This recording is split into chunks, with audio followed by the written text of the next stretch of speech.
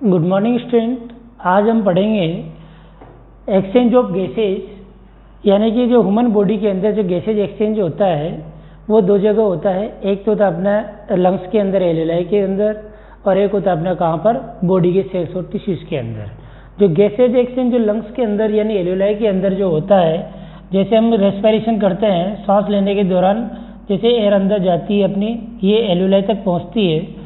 एलुलाई के पास पहुंचने के बाद यहाँ पर जो ऑक्सीजन यानी जो ऑक्सीजन जा रही है, ऑक्सीजन क्या होती है, यहाँ पर ब्लड में मिक्स हो जाती है। ब्लड में जो कार्बन डाइऑक्साइड आ रही थी वो वापस बाहर निकलती है। एक गैसेज एक्सचेंज ये होता है जिसे अपन एक्सटर्नल रेस्पिरेशन भी बोलते हैं, ठीक है, या एलुलर रेस्पिरेशन भी बोलते हैं, जो कि ये पहला एक्सचेंज कहलाता है। इसके बाद जब ऑक्सीजनेटेड ब्लड आपका हार्ट के माध्यम से पूरी बॉडी के अंदर सर्कुलेट होता है, तो वहाँ पर सेल्स और टिश्यूज में जो आपके ब्लड के माध्यम से ऑक्सीजन जा रही थी वो कहाँ पर जाती है, सेल्स और टिश्यूज को जाती है, और सेल्स और टिश्यूज में जो कार्बन डाइऑक्साइड रहती है वो वापस ब्लड के माध्यम से कहाँ, हार्ट में आ जाती है। ये पूरी प्रोसेस चलती है, ठीक है। तो ये कहलाता है आपका टिश्यू रेस्पिरेशन, ये कहलाता है आपका पल्मोनरी रेस्पिरेशन, ठीक है।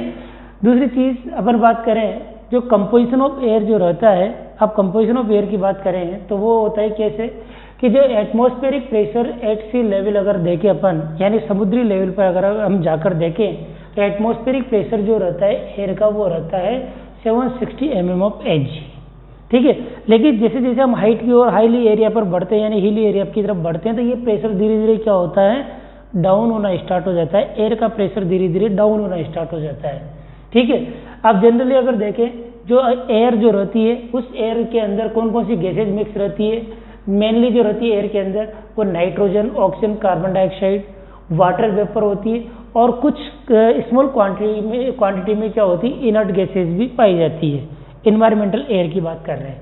और यही सारी जो गैसेज होती है रेस्पिरेशन के दौरान क्या होती है, अपनी बॉडी के अंदर जाती है, ठीक है, और जिसकी जरूरत होती है बॉडी को वो यूज कर लेती है, बाकी को एक्सपिरेशन के माध्यम से बाहर निकाल देती है। उसी प्रकार से देखें कि जो परसेंटेज ऑफ एक्सपायर्ड और इंस्पायर्ड जो एयर रहती है, यानी जो श्वास हम ले रहे हैं उसमें किस गैस का कितना परसेंटेज रहता है, जो श्वास हम छोड़ रहे हैं उसमें किस गैस का कितना परसेंटेज रहता है। तो देखिए इधर जो हम जो भी गैसेज अपन इंस्पायर कर रहे हैं यानी कि इनहेल कर रहे हैं, उनमें देखें ऑक्सीजन का जो परसेंटेज रहता है वो 21% रहता है। यानी सिंपल बात करें तो इंस्पायर्ड एयर का परसेंटेज वही रहेगा जो एनवायरमेंटल एयर के अंदर उपस्थित है। जैसे अपन मानते हैं 21% जो होती है इन्वायरमेंट के अंदर ऑक्सीजन रहती है, आपकी 0.04% कार्बन डाइऑक्साइड रहती है, 78% नाइट्रोजन रहती है, ठीक है। तो ये जो इन्वायरमेंट के अंदर उपस्थित है वही तो हम इनहेल कर रहे हैं, तो ये जो परसेंटेज रहेगा इंस्पायर्ड एयर में वही रहेगा। लेकिन जो एक्सपायर्ड एयर रहती है, जब हम श्वास छोड़ते हैं तो उसमें क्या होता है, जो एक्सपायर्ड एयर जो छोड़ने वाली जो एयर है उसमें 16% तो रहता है आपका क्या, ऑक्सीजन।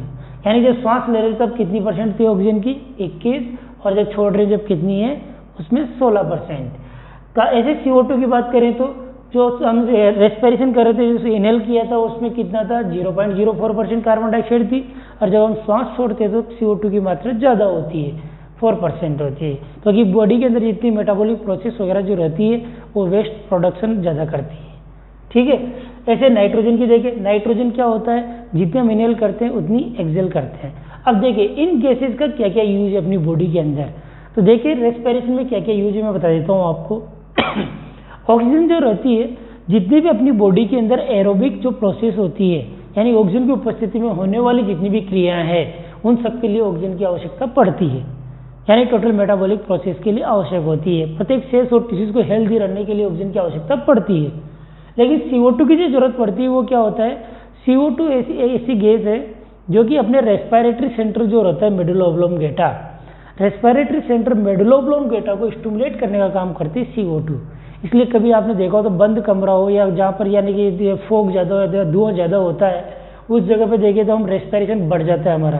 क्यों बढ़ जाता है, क्योंकि जब अपनी यानी कि इन्वायरमेंट में कार्बन डाइऑक्साइड की मात्रा ज़्यादा होगी तो इनहेल भी अपन कार्बन डाइऑक्साइड ज़्यादा करेंगे, तो बॉडी में जब कार्बन डाइऑक्साइड की मात्रा अधिक हो जाएगी तो आपका रेस्पिरेटरी सेंटर भी ज़्यादा स्टिमुलेट होगा, और जब रेस्पिरेटरी सेंटर ज़्यादा स्टिमुलेट होगा तो क्या होगा, रेस्पिरेटरी रेट भी बढ़ती है, सही है। तो यानी कि आपका जो CO2 होती है ये रेस्पिरेशन को चलाने का काम करती है, ये स्टिमुलेशन का काम करती है रेस्पिरेटरी सेंटर के लिए, ठीक है। नाइट्रोजन जो रहती है अपनी बॉडी में, नाइट्रोजन का क्या यूज है, नाइट्रोजन क्या काम करती है, जो एल्यूलाई होती है, इन एल्यूलाई को फुला के रखने का काम करती है, इनको पिचकने नहीं देती, इनको कोलेप्स नहीं होने देती। ये नाइट्रोजन का यूज है अपनी बॉडी में। वाटर वेपर का क्या यूज है, ये पूरी जो रेस्पिरेटरी ट्रैक्ट है इसको ड्राई नहीं होने देता, म्यूकोजल लाइनिंग को ड्राई नहीं होने देती है, ठीक है। तो ये परसेंटेज था कि अपन जो इंस्पायर्ड एयर और एक्सपायर्ड एयर में कितना कितना परसेंटेज इन गैसेज का होता है, ऑक्सीजन का, कार्बन डाइऑक्साइड और नाइट्रोजन का कितना कितना रेशो रहता है, वो अपन ने बात की है, ठीक है। दूसरी चीज अपन बात करें कि जब ये जो इन्वायरमेंट के अंदर जो उपस्थित जो गैसेज है, यही तो जाकर अपनी रेस्पिरेशन के माध्यम से ब्लड के अंदर जा रही है। अब ब्लड के अंदर जा रही है तो क्या करती है, गैसेज जो गैस होती है, यानी गैसों का जो मिक्सचर रहता है, ये क्या होता है ब्लड के अंदर भी लेगा। अब वहां पर ये क्या करते हैं, ब्लड के अंदर अपना कितना प्रेशर, यानी पूरी एयर में, उस पर्टिकुलर एयर की जो बात कर रहे हैं अपन, वो यानी पूरी एयर में इस गैस का कितना प्रेशर है, वो बात करेंगे। उसे बोलते हैं अपन क्या, पार्शियल प्रेशर, यानी कि ऑक्सीजनेटेड ब्लड के अंदर ऑक्सीजन का कितना प्रेशर है, यानी टोटल एयर में ऑक्सीजन का कितना प्रेशर है, वो कहलाता है कि आपका पार्शियल प्रेशर। अब वो पार्शियल प्रेशर देखे जाए, मैं यहाँ पर सिंपल वे में बता रहा हूँ आपको कि पार्शियल प्रेशर ऑफ ऑक्सीजन जो होता है वो 100 mm ऑफ Hg होता है। आर्टेरियल ब्लड की बात कर रहे हैं पर ऑक्सीजनेटेड ब्लड की बात कर रहे हैं। दूसरी चीज, partial pressure of carbon dioxide जो होता है वो 35 से लेकर 45 के बीच में होता है। अगर ये 45 के ऊपर जा रहा है तो एसिडोसिस करेगा, बॉडी के अंदर एसिड की मात्रा बढ़ जाएगी क्योंकि CO2 एक एसिड है।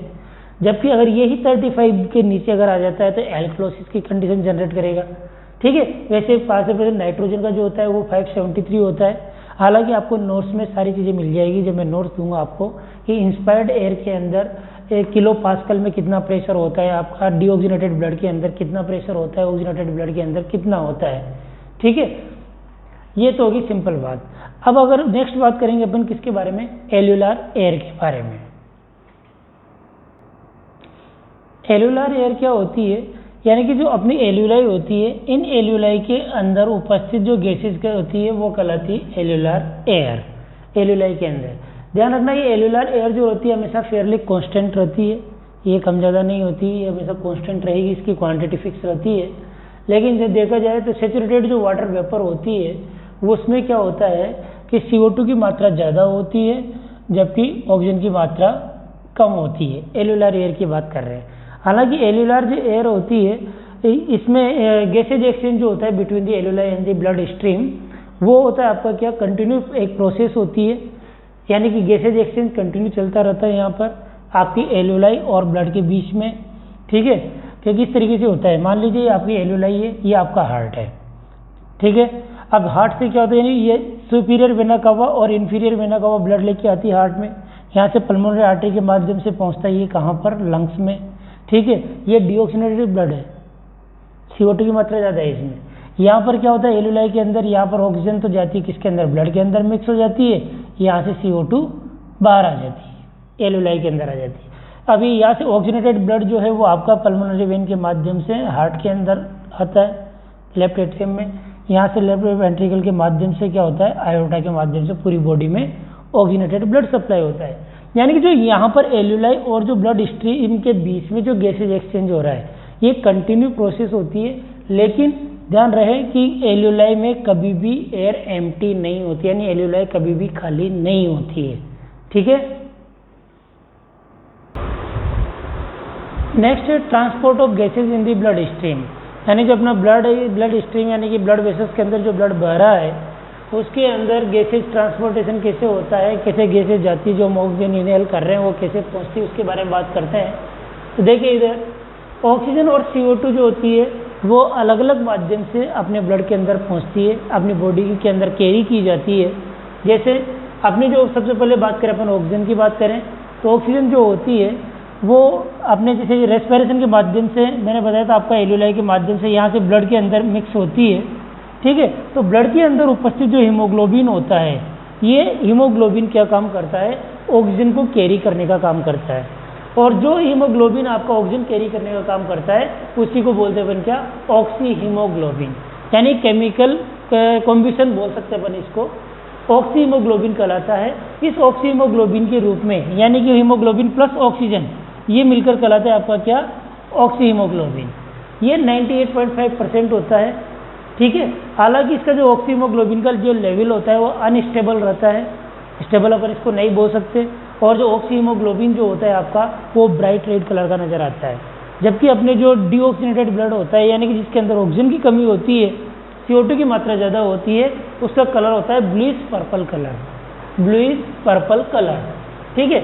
दूसरी चीज़, ऑक्सीजन में जो अभी ये 98.5% तो आपका ऑक्सी हीमोग्लोबिन के रूप में बॉडी के अंदर कैरी की जाती है, और जो बचा हुआ जो आपका 1.5% जो है वो प्लाज्मा वाटर के रूप में बॉडी में सर्कुलेट होता रहता है। ये तो ही बात किसकी, ऑक्सीजन की, कि यानी कि यहाँ सेलुलाई के माध्यम से ऑक्सीजन ब्लड के अंदर गई और वो किस प्रकार से कैरी की जाती है पूरी बॉडी के अंदर, वो बात की अपन ने। नेक्स्ट है देखिए इधर, फैक्टर इंक्रीज डिसोसिएशन। हालांकि इसमें जो ऑक्सीजन कैरी की जा रही है इसमें भी कई प्रकार के फैक्टर है जो डिसोसिएशन क्रिएट करते हैं। जैसे कई बार क्या होता है, अगर मान लीजिए ऑक्सीजन लेवल कम हुआ, बॉडी के अंदर ऑक्सीजन लेवल कम हुआ तो आपकी ब्लड की पीएच भी कम हो जाएगी। ब्लड की पीएच कम होने का मतलब क्या हो गया, एसिड की मात्रा का ज़्यादा हो जाना, ठीक है। और उस केस में क्या होगा, बॉडी टेम्परेचर बढ़ता है। दूसरी चीज़, एक्टिव टिश्यूज़ की बात करें अगर, इन एक्टिव टिश्यूज जो रहते हैं उनमें इंक्रीज प्रोडक्शन क्या होगा, जब ऑक्सीजन की आपकी इधर कमी हो रही है तो क्या होगा, और CO2 का प्रोडक्शन, यानी ऑक्सीजन कम हो रही है CO2 बढ़ेगी।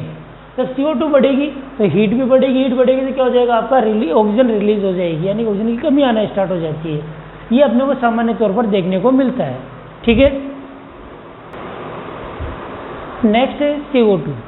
जो CO2 होती है वो क्या होती है, अपनी बॉडी के अंदर वेस्ट प्रोडक्ट के रूप में बनती है, जिसको क्या करती है अपनी बॉडी एक्सहेलेशन के माध्यम से बाहर निकाल देती है। अपने लंग्स उसको क्या करते हैं, वेस्ट प्रोडक्ट के रूप में, एक्सहेलेशन के रूप में बाहर निकाल देते हैं, ठीक है।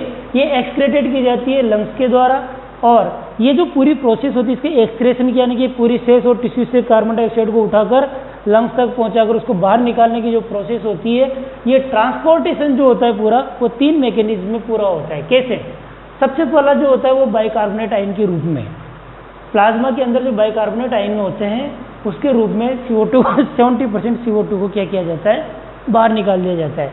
जैसे क्या होता है, एक बफर सिस्टम चलता है पूरा। बफर सिस्टम में क्या होता है, जैसे H+ आयन जो होते हैं वो बाइकार्बोनेट आयन से क्रिया करके क्या करते हैं, आपके H2O + CO2 बना लेते हैं। जो क्या करती जाती है, ये H2O तो आपका यूरिन के माध्यम से, फीसिस के माध्यम से बाहर निकल जाता है, और CO2 आपकी क्या होती है, लंग्स के माध्यम से बाहर निकाल दी जाती है। जब ये CO2 आपकी क्या होती है, जब इसकी मात्रा बढ़ती है बॉडी के अंदर, तो ये वाटर से क्रिया करके किसका निर्माण कर लेती है, बाइकार्बोनेट और H+ का है निर्माण कर लेती है। ये एल्कलाइन मीडिया क्रिएट करता है, ये आपका एसिडिक मीडिया क्रिएट करता है। ये पूरा जो बफर सिस्टम होता है, इस बफर सिस्टम पर ही पूरी, इस मैकेनिज्म पर ही पूरा डिपेंड करता है। तो ये जो ट्रांसपोर्टेशन होता है बाइकार्बोनेट आयन के रूप में क्या होता है, प्लाज्मा के माध्यम से ये बाहर आ जाती है, ताकि वो रेस्पिरेटरी एसिडोसिस, रेस्पिरेटरी एल्कलोसिस वगैरह जो होता है वही बात है। CO2 की मात्रा बढ़ेगी तो रेस्पिरेटरी एसिडोसिस, CO2 की मात्रा कम होगी तो रेस्पिरेटरी एल्कलोसिस। दूसरा है आपका सम कैरिड इन RBC, जो कुछ मात्रा होती है CO2 की वो RBC के माध्यम से भी लाई जाती है, यानी कुछ RBC के साथ अटैच होकर आती है, जिसे अपन बोलते हैं कार्ब अमाइनो हीमोग्लोबिन बोलते हैं। जैसे ऑक्सी हीमोग्लोबिन होता है, अगर हीमोग्लोबिन से ऑक्सीजन जुड़ा है तो ऑक्सी हीमोग्लोबिन कहलाता है, वैसे अगर CO2 जुड़ेगी तो कार्ब अमाइनो हीमोग्लोबिन कहलाता है। ये 23% RBC के साथ अटैच होकर बाहर आती है। दूसरी चीज़, सम डिजोल्व इन प्लाज्मा, जो 7% कार्बन डाइऑक्साइड होती है वो प्लाज्मा के अंदर डिजोल्व रहती है, और इस प्रकार से पूरी 70%, 23% और 7% ऐसे करके पूरी 100% जो CO2 है वो पूरी क्या होती है, लंग्स के माध्यम से बाहर निकाल दी जाती है। और यही जो प्रोसेस होती है आपकी, ये एसिड बेस बैलेंस कहलाता है। क्योंकि अगर मान लीजिए CO2 की मात्रा बॉडी के अंदर बढ़ेगी तो एसिडोसिस होगा, तो उस केस में क्या होता है, इस पूरी प्रोसेस को मेंटेन किया जाता है बफर सिस्टम के माध्यम से, और इसी को अपन क्या बोलते हैं, एसिड बेस बैलेंस, ठीक है।